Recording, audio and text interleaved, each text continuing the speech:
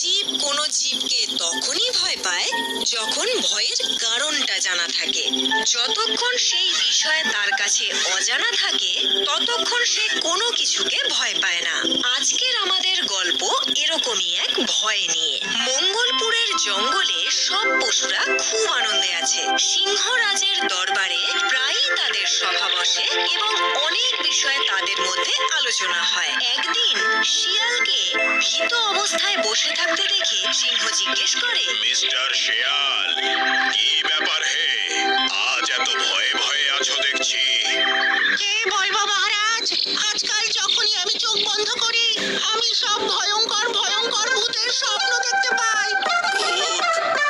এ আবার কোন ভয়ঙ্কর প্রাণীর নাম? মহারাজ, এটা কোনো জীবজন্তুর নাম নয়, এটা জীবজন্তুদের আত্মার অংশ। যখন আমরা সবাই মারা যাই তখন আমাদের আত্মা এই ব্রহ্মাণ্ডের মধ্যে চারিদিকে ঘুরে বেড়ায়। এর মধ্যে যেগুলো খারাপ আত্মা হয় তাদের ভূত বলা হয়। ওদের সামনে যারাই আসুক না কেন ওরা তখন কাউকে ছাড়ে না। আচ্ছা, ওকে আমাদের সিংহ মহারাজকেও মেরে ফেলতে পারে? সিংহ মহারাজ? আরে ও তো বাঘ মহারাজ, হাতিরাজ, জিরাফ সবাইকে একসঙ্গে তুলে ছুঁড়ে ফেলতে পারে আর একসঙ্গেই সবার রক্ত চুষে খেতে পারে। আরে বাপরে, তাহলে তো ওর থেকে আমাদের সাবধান থাকতে হবে। ওকে দেখতে কেমন? খুবই ভয়ঙ্কর, খুবই বিশাল আকারের। যদি ওই সিংহের ভূত হয়ে থাকে তখন হাতি আর জিরাফের থেকেও বড় দেখাবে। ওই মোটা মোটা পা, ওই ভয় দেখানোর কায়দা, সেই সব তোমার সাথে একদম চুপচাপ করা হবে। আপনি তা মোটেও টের পাবেন না, শুধু কালো কালো দেখাবে তখন। এটা বলো, তুমি ওর ব্যাপারে এত কিছু কি করে জানলে? তুমি কি ওকে দেখেছো? প্রার্থনা করুন আমাদের যেন এদের কাউকে দেখতে না হয়। আমি যখন একদিন লখনৌয়ের চিড়িয়াখানায় ছিলাম আমি তখন ওখানে মানুষদের মুখ থেকে ভূতেদের ব্যাপারে সব শুনেছিলাম। যে মানুষেরা এত শক্তিশালী হওয়া সত্ত্বেও ওদের নাম শুনে ধর ধর করে কাঁপে। শিয়ালের কথা শুনে সব পশুরা খুব ভয় পেয়ে গেল। সারা রাত ঘুরে ঘুরে যে সকল পশুরা শিকার করে তারা প্রত্যেকে রাতে তাদের গুহা এমনকি বাসা থেকেও বেরোনো বন্ধ করে দিল। এইভাবে বেশ কয়েকদিন কাটার পর এক রাতে সিংহকে হঠাৎই তার গুহা থেকে বেরোতে হলো। তার মাথায় শিয়ালের কথাগুলো ঘুরছিল। যেই না সে বাইরে বেরোলো, পূর্ণিমা রাতে তার নিজের ছায়া খুব বড় আকারে পাহাড়ের ওপর দেখতে পেল। সে তারই পেছনে কালো এত বড় সিংহের ছায়া দেখে ভাবলো এটা বোধহয় কোনো সিংহের ভূত। এরপর আর কি, সিংহ মহারাজ ভয় পেয়ে দৌড়ে তার গুহার মধ্যে ঢুকে গেল। সারা রাত সে ভয়ে নিজের গুহাতে থরথর করে কাঁপছিল। সকাল হওয়া মাত্রই সব পশুদের সে সভায় ডেকে পাঠালো। মহারাজের জয় হোক, সিংহ মহারাজ, আপনি আমাদের ডেকেছেন। হ্যাঁ, কাল রাতে আমি সিংহের ভূত দেখেছি, হাতির থেকেও বড়। কি? বাঘের ভূত হাতির থেকেও বড়? হ্যাঁ, একদম আমার পাশে পাশে হাঁটছিল। জানি না কখন থেকে হাঁটছিল। আমি চাঁদের আলোয় হাঁটতে বেরিয়েছিলাম, তখনই ওকে দেখলাম। বাপরে, এই বিশাল বিশাল ওর পা গুলো, হাতির থেকেও মোটা আর গোল গোল। যদি আমি ওখান থেকে পালিয়ে না আসতাম তবে ও আমায় মেরেই ফেলতো। মহারাজ, আপনি ছিলেন তাই বেঁচে গেলেন। যদি আপনার জায়গায় আমরা থাকতাম তাহলে। ও অনায়াসেই গিলে ফেলতো। হ্যাঁ, তোমার ভয়ঙ্কর স্বপ্ন সত্যি হচ্ছে শিয়াল। সিংহ মহারাজ, আজ আমি একটা ভয়ঙ্কর স্বপ্ন দেখেছি। আমি দেখেছি যে কিছু ভূত আগুন নিয়ে জঙ্গলের ভেতরে ঢুকে পড়েছে। আগুন? হ্যাঁ, ওরা তো জানতোই আমরা জীবজন্তুরা আগুনে ভয় পাই, হয়তো সেই কারণেই। তাহলে এবার কি হবে শিয়াল ভাই? কি আবার হবে? রাত্রে বেরোনো একেবারে বন্ধ করে দিতে হবে। আর সত্যি সত্যি সেই দিনের পর থেকে সমস্ত পশুরা রাতে ঘুরে বেড়ানো বন্ধ করে দিল। কিন্তু সব পশুরা তো রাতেই শিকার করতে বাইরে বেরোয়। চলতে পারে। একদিন সকালে হঠাৎ বাঁদর এসে সবাইকে ভয় পাইয়ে দিল। মহারাজ, মহারাজ, ভয়ঙ্কর কাণ্ড, ভয়ঙ্কর কাণ্ড! কি হয়েছে? খুব বিপজ্জনক পরিস্থিতি আসতে চলেছে মহারাজ। আমাদের বাঁচা এবার মুশকিল হয়ে যাবে। আরে বাবা, হয়েছেটা কি? বলো তো আমাদের। তোমার স্বপ্ন সত্যি হয়ে গেছে। কোন স্বপ্ন? এটাই যে ভূত আগুন নিয়ে জঙ্গলে প্রবেশ করেছে। কাল রাতে আমরা কালো পাহাড়ের দিকে যাচ্ছিলাম। ওখানে দেখলাম অনেক বছর ধরে খালি থাকা গুহায় দাউ দাউ করে আগুন লেগেছিল। আগুনের শিখা গুহার বাইরে বেরিয়ে আসছিল। হ্যাঁ, তার মানে হলো একসাথে অনেক ভূত মিলে ওখানে ডেরা বানিয়েছে। তাহলে এটাও হতে পারে কিছু সময় পরে সমস্ত জঙ্গলে হামলা করে আমাদের মেরে ফেলবে। ওমা, এবার আমাদের কি হবে? এভাবে ভয় পেলে তো কিছুই হবে না। আমাদের সবাইকে মিলেমিশে ওদের ওপরে নজর রাখতে হবে। ওরা যদি রোজ রাতে ওই গুহায় আসে তাহলে তো আমাদের জন্য চিন্তার বিষয়। তখন তো আমাদের এই জঙ্গল ছেড়ে চলেই যেতে হবে।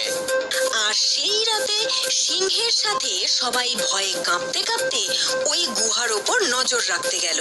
আর সত্যি সত্যি রাত বাড়ার সাথে সাথে সেই গুহার থেকে আলো বেরোতে দেখা গেল। আলো ধীরে ধীরে জোরালো হচ্ছিল।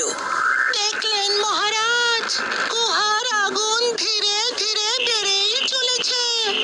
এর মানে এক এক করে ভূতেরা আগুন নিয়ে গুহার মধ্যে এসেই চলেছে।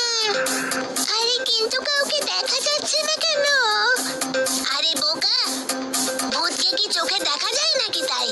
আমার তো মনে হয় ওরা যদি এখন হঠাৎ ওই আগুন নিয়ে আমাদের দিকে এগিয়ে আসে আর আমাদের জিজ্ঞেস করে তোমরা এখানে কি করছো, তখন আরে ভগবান, ভূতের কথা বলতে বলতে মনে হচ্ছে তুইও ধীরে ধীরে ভূত হয়ে যাচ্ছিস। চুপ করে থাক, এভাবে ভয় পেলে চলবে না। আমার তো মনে হচ্ছে ভূতগুলো ভিতরে বসে নিশ্চয়ই কোনো প্ল্যান করছে। হ্যাঁ, নিশ্চয়ই আমাদের উপর একসঙ্গে আক্রমণ করার। আর আমাদের রক্ত খাওয়ার জন্য। এখন একটাই উপায় আছে, আমরা এই ভূতে ভরা জঙ্গল ছেড়ে দিয়ে চুপচাপ চলে যাব। যদি তোমরা রাজি থাকো তাহলে। কেন নয়?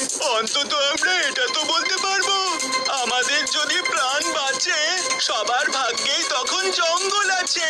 ওকে, তাহলে ফাইনাল, কালই আমরা এই জঙ্গল ছেড়ে চলে যাব। এই শুনে সারা রাত বাঁদর ঘুমোতে পারল না। সে কোনো পরিস্থিতিতেই জঙ্গল ছাড়তে চাইছিল না, কারণ এই জঙ্গলের সাথে তার পূর্বপুরুষদের অনেক স্মৃতি জড়িয়ে আছে। সে সারা রাত ধরে ভাবতে লাগলো, এইভাবে ভয় পেয়ে আজ যদি তারা এই জঙ্গল ছেড়ে দেয়, কাল যদি অন্য জঙ্গলেও এরকম ভূত চলে আসে তখন? তাহলে তো তারা ধীরে ধীরে জঙ্গল ছাড়তে ছাড়তে শহরে পৌঁছে যাবে, আর শহরের কেউ কিন্তু তাদের ছেড়ে দেবে না। সে চাইলো ওই ভূতেদের সাথে কথা বলতে। তার কথা শুনে সব পশুরা আরো ভয় পেয়ে গেল। পাগল হয়ে গেছে এই বাদর। আরে চুপচাপ পালিয়ে গিয়ে আমরা বেঁচে তো যাব।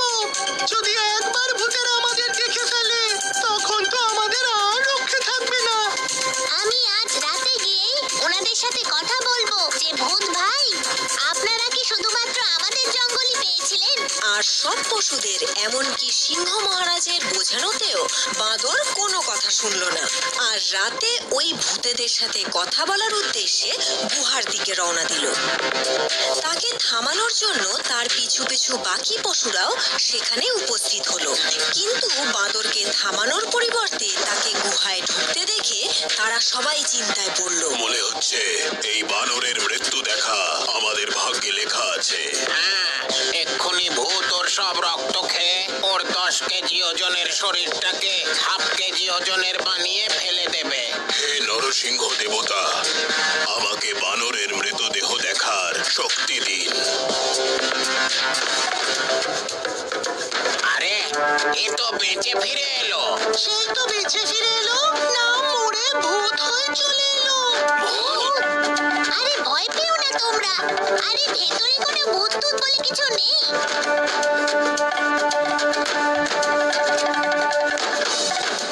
এই সমস্ত আলো ভূতেদের দেওয়া আগুন থেকে নয়, ওই লাখ লাখ জোনাকি পোকা থেকে বেরোনো আলোর কামাল। হ্যাঁ, এটা আমাদের শরীর থেকে বেরোনো আলোরই চমৎকার, যার জন্য গুহার ভিতর কখনোই অন্ধকার হয় না। আর মা আর আমরা সবাই এটা ভাবলাম যে গুহাতে ভূত আছে। শোনো বাচ্চারা, ভূত বলে কিছু হয় না। এইসব শুধুমাত্র আমরা কল্পনা করে থাকি, যার জন্য আমাদের ছায়া আমাদের ভূত বলে মনে হয়। ওই দেখো, সিংহ মহারাজের পেছনে দেখো।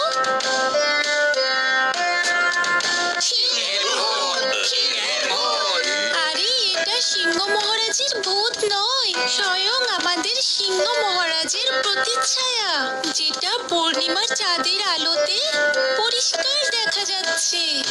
দেখো কাণ্ড, আর আমি এটাকে ভূত ভেবেছিলাম। সিংহ মহারাজ, ভূত বলে কিচ্ছু হয় না। এই সব মানুষের দ্বারা রটানো ভুল কথা। একটা কথা মনে রেখো, কোনো এক ব্যক্তি যদি কোনো ভুল খবরের প্রচার করে, তখন অন্য ব্যক্তি সেই খবরকে বড় আকার ধারণ করিয়ে মানুষকে ভুল পথে চালনা করে। এই রকম ভুল খবরে ভয় পেয়ে নিজের বাড়ি ছেড়ে কখনোই চলে যাওয়া উচিত নয়। প্রথমে সত্যি ঘটনাটা জানার চেষ্টা করা উচিত, কারণ আমরা সবসময় যা শুনি, যা দেখি, যা বুঝি, তা অনেক সময় সত্যি হয় না।